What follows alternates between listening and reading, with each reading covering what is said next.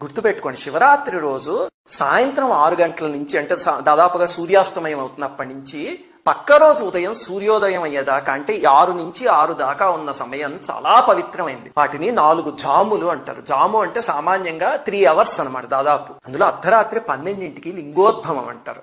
ఆ సమయం పరమ పవిత్రమైనది. అందుకని మీకు కుదిరితే లింగోద్భవం దాకా లేచుండి ఆ సమయానికి అభిషేకం చేయడానికి ప్రయత్నించండి. కొంచెం అభిషేకం చేసిన 5 నిమిషాలు చేసినా సరే అపారమైన ఫలితం. అలాగే ఎన్నిసార్లు చేయాలండి అభిషేకము అంటే, సామాన్యంగా ఏకాదశ రుద్రులు అంటారు పరమేశ్వరుడు యొక్క 11 స్వరూపాలు.